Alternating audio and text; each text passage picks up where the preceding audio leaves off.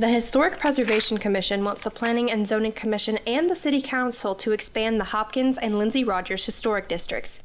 The expansions would include residential neighborhoods just south of the downtown square. San Marcos City Planner Allison Brake says it's all part of an effort to preserve the city's unique history. The Historic Preservation Commission actually made it a goal to expand and include areas that weren't included in the districts before, so kind of a filling in the gaps kind of thing.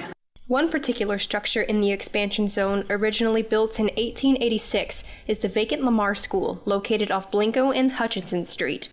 With deteriorating walls, no trespass signs, and empty hallways that haven't seen students in years, the building is in dire straits. The building's been vacant for quite some time until somebody decides to do something with it. Some residents are hoping they can preserve as many historic structures as possible.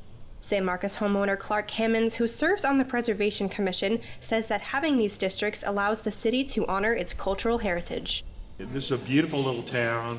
The San Marcos River is an incredible feature here. And having these wonderful old buildings and these wonderful old homes in the historic district is becoming kind of a big tourist deal. What determines which structures are historical has changed. The definition of a historic property has been expanded to anything over 50 years of age. So you've got buildings that were built in 1950, 51 when I was born, that are now historic buildings and worth preserving if they are of significance. There will be 3 public hearings until the proposal reaches City Council by summer. For Bobcat Update, I'm Jacey Yarbrough.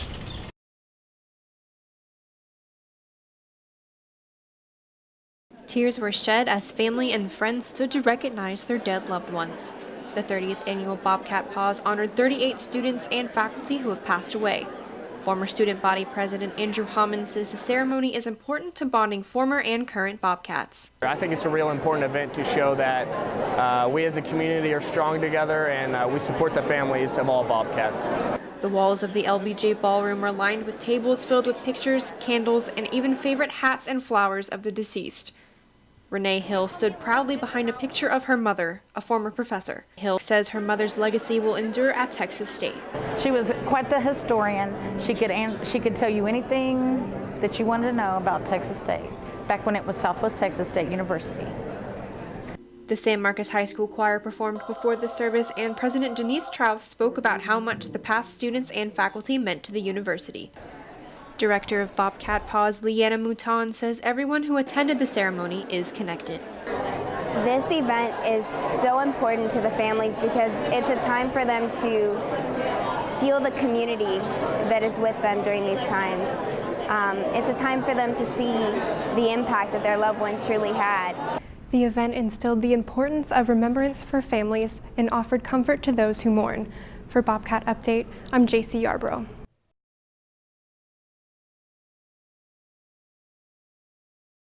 The Writers Guild of America is on the verge of a strike. The Guild and the Alliance of Motion Picture and Television Producers are expected to meet again next week.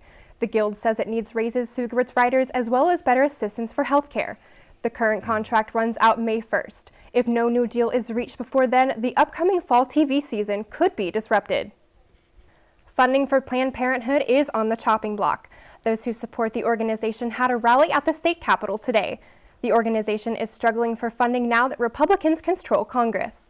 At the rally, former Texas gubernatorial candidate Wendy Davis spoke in favor of Planned Parenthood's offering of cancer screenings and contraceptives.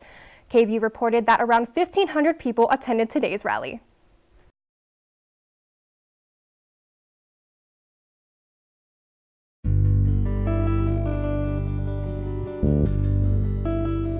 Project Healing Waters Fly Fishing of San Marcos is dedicated to getting disabled military personnel and veterans outdoors. They focus on developing personal relationships and new skills in a calm, natural environment.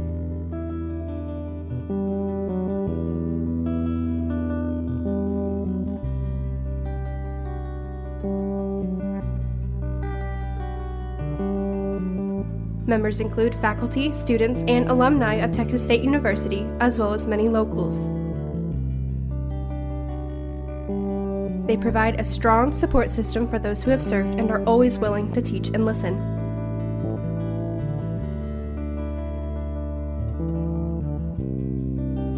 For more information, contact Regional Coordinator Mike Schlimgen or go to phwff.org.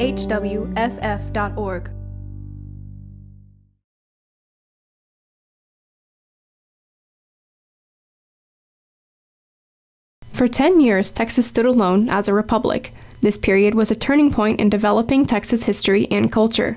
Texas State History Professor Dr. Jason Mellard says Texas Independence Day is the reason why Texans have so much pride in their state. To the extent that Texans think of themselves as living in a special and distinct place that is connected to the history of the independence of the Republic of Texas, that Independence Day holds a place in our hearts that is equal to that of July 4th. Texas Independence Day inspired the creation of organizations such as the Daughters of the Republic of Texas, who see it as their duty to preserve Texas history. The former president of the Daughters of the Republic of Texas, Ellen McCaffrey, says Texan culture created by the Revolution spans outside Texas borders. You discover right quick that somebody says, "Where are you from?" and you say Texas.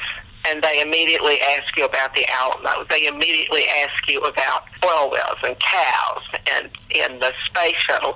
I don't think you could say, "I'm from New Jersey," and that you'd have the same reaction. McCaffrey says the culture reaches so far outside Texas, it's recognized around the world. There's just something about Texas and its history and its folklore that everybody recognizes all around the world. People in China recognize the outline of the state of Texas. Today is Alamo Day, which marks the anniversary of the falling of the Alamo. For KTSW News, I'm Jacey Yarbrough.